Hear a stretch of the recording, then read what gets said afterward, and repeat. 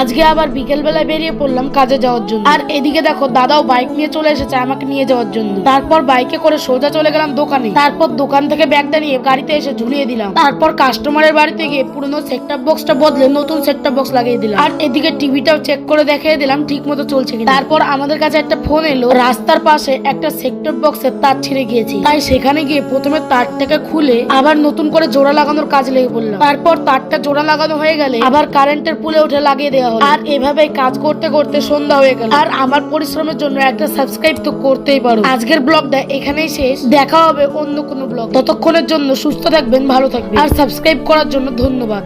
আজকে আবার বিকেল বেলায় বেরিয়ে পড়লাম কাজে যাওয়ার জন্য। আর এদিকে দেখো দাদাও বাইক নিয়ে চলে এসেছে আমাকে নিয়ে যাওয়ার জন্য। তারপর বাইকে করে সোজা চলে গেলাম দোকানে। তারপর দোকান থেকে ব্যাগটা নিয়ে গাড়িতে এসে ঝুলিয়ে দিলাম। তারপর কাস্টমারের বাড়িতে গিয়ে পুরনো সেটটপ বক্সটা বদলে নতুন সেটটপ বক্স লাগিয়ে দিলাম। আর এদিকে টিভিটাও চেক করে দেখিয়ে দিলাম ঠিক মতো চলছে কিনা। তারপর আমাদের কাছে একটা ফোন এলো, রাস্তার পাশে একটা সেটটপ বক্সের তার ছিঁড়ে গিয়েছে। তাই সেখানে গিয়ে প্রথমে তারটাকে খুলে আবার নতুন করে জোড়া লাগানোর কাজ লেগে পড়লাম। তারপর তারটা জোড়া লাগানো হয়ে গেলে আবার কারেন্টের পুলে উঠে লাগিয়ে দেওয়া হলো। আর এভাবে কাজ করতে করতে সন্ধ্যা হয়ে গেল। আর আমার পরিশ্রমের জন্য একটা সাবস্ক্রাইব তো করতেই পারো। আজকের ব্লগটা এখানেই শেষ, দেখা হবে অন্য কোনো ব্লগ। ততক্ষণের জন্য সুস্থ থাকবেন, ভালো থাকবেন, আর সাবস্ক্রাইব করার জন্য ধন্যবাদ।